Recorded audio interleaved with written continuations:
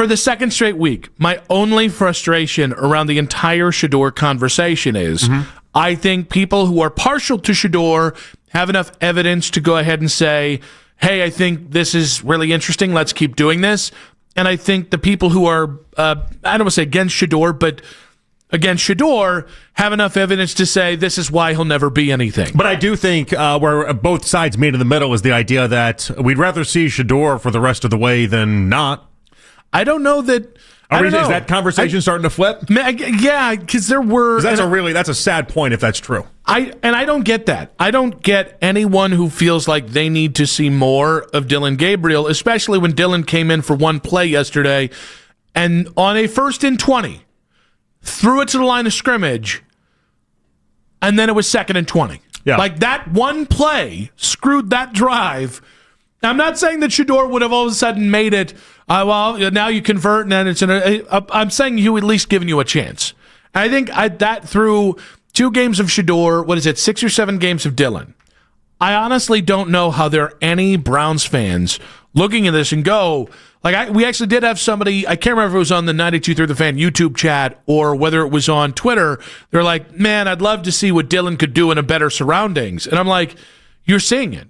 The surroundings don't matter to Dillon. Could he be slightly better? Well, yeah, I'm sure. Any quarterback could be slightly better with a better offensive line and better weapons. Mm-hmm. But the point is, the scheme isn't holding him back. That is a quarterback that is afraid to throw farther than 5 yards down the field. Right. And we saw it in one play. With Shedeur, I don't know if Shedeur is going to be able to pick up everything he needs to whether it's read offenses, call out coverages. I give him credit that he probably can. I don't know definitively can. I give him some leg up because, football DNA and whatever. But I've at least seen the physical plays, the throw to Fannin, the throw to Bond. Honestly, even the throw to Judy, I think the wind just caught it. Mm-hmm. I'm seeing enough throws that I'm like, well, I'd like to see more of that. I don't understand how people don't look at that and go, well, I like throwing the ball down the field, so I guess we'll rock with Shedeur for 5 more games. The game is built on big plays. You have to make big plays, and he gives you that opportunity. Now, the disappointing part for myself, Nick, is I thought he was Stefanski-proofed. I thought that there was no way that Shedeur could fall susceptible to trying to have those golden handcuffs that I think they put Joe Flacco with, and the same thing he did with Dillon Gabriel, where it's just you're going to throw 5 yards and you're going to be happy about it and you're going to like it. In the second half of that game, what I think happened, and Shedeur talked about it in the postgame, he overthrew Jerry Jeudy in the very first drive, and I think that shook him in a way because the wind was such a factor, and I think he just there was a part of him that just said, okay, fine, I'm not going to make a lot of big plays, I'm not going to do that. And in the second half, whether it was Stefanski or whether it was Shedeur just not going rogue or doing whatever you want to say in order to take those shots, he didn't take the shots that I know he typically would take, and so that was a little bit of a surprise, but I don't think it's going to be something that stays with him. I really don't. I think yesterday was the exception, not the rule. The only thing I would say is, if you're Kevin Stefanski, how is that not what you want to see out of Shedeur? Play within structure 80% of the time and 20% of the time. Now, again, this was probably play within structure 90% of the time and 10% of the time go off script. But if you're Stefanski, I think you should be incredibly impressed because Shedeur did stick in the pocket. Even the completion where his arm got hit, and honestly, he was a little lucky it didn't get intercepted.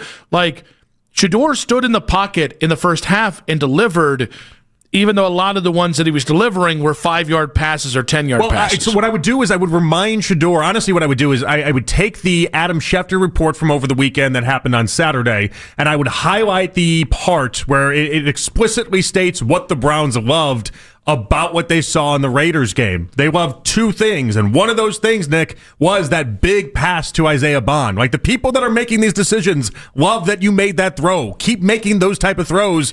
Don't let yourself get, even doubt yourself based off of weather and what happened with the Bond play. Keep doing what you had to do. It shouldn't be that hard. Oh, I don't think, listen, I thought the game plan in the second half was booty cheeks, and I think it set the offense up to fail, which stinks. Because the offense, at least for one half of football, played well enough to win. But I don't think yesterday was some sort of push and pull between Stefanski and Shedeur. I think Shedeur did what Stefanski wanted to do, and I think that's okay. That's going to have to be okay for 80% of the game.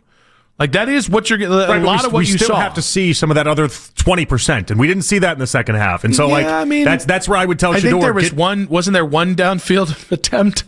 The one that got caught up in the wind. But that counts. Yeah, I guess so. But I need to see Shedeur go back to what we know he can do, and that's the thing. I don't want to see him get bogged down by a Stefanski offense that I've seen this happen to Dylan. I think about it even with Dylan. Coach Riz tells me all the time, he's like, go back and watch the Oregon tape.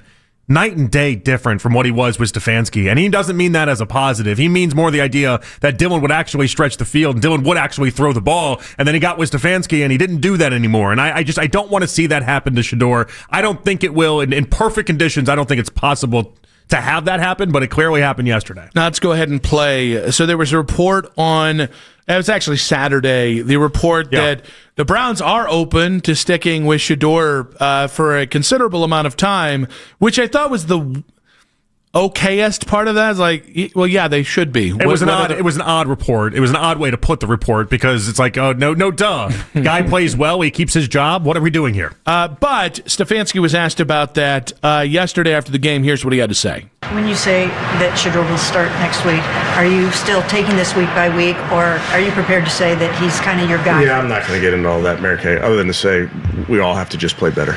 Kevin has been given multiple opportunities to shoot down or to side with a report, and he sidestepped it. But here's Stefanski from today. The notion of kind of just not looking beyond this week, is that still your strategy for this, and what is the thinking behind that? Yeah, I'm just dealing with our football team week to week, but I'm pleased with his progress. He knows he wants to continue to get better and better, and that's the right attitude to have, and that's why we'll continue to work. I think this Tennessee game sets up to be the game that can push Shedeur over the top in Stefanski's eyes. If he can keep doing what he did in the first half of the San Francisco game, while also continuing to do what he did in the Raiders game, which is make big plays down the field. Yeah, and it should be set up very nicely for him. Like if I was Shedeur and I'm like, wait, what game am I going to bet everything on?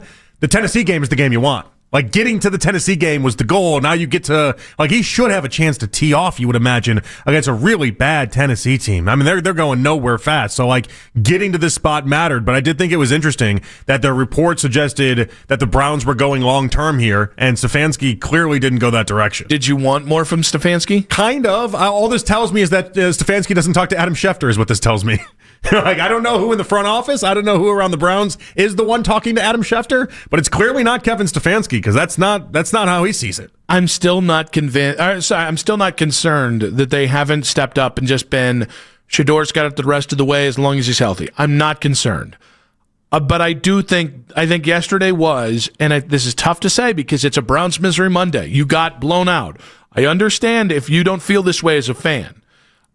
I think you saw steps in the right direction, continued steps in the right direction from Shedeur, and it's all the stuff we tend to not care about.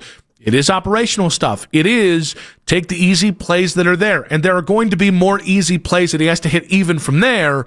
But I think if you combine the Raiders game and the Niners game, man, do I think you have a chance to kind of meet what Stefanski wants and what we want as fans, and just be interesting the final 5 games of the season. There's been a spot in each game, Nick, where I've looked and said, okay, I've seen enough for today in regards to, he's got next week. This will be enough now. It was the Isaiah Bond play in the Raiders game, and then it was the Fannin touchdown in yesterday's game. Once he hit that Fannin touchdown, I said, okay, I don't have to sweat about the post game. I know he's going to at least be able to have the Titans game, and then we'll go from there. Now, I think we got to go to line 3 here, because if you guys missed the show on Wednesday, I lost my mind when I thought James Madison head coach Bob Chesney, who at that point was the odds-on favorite.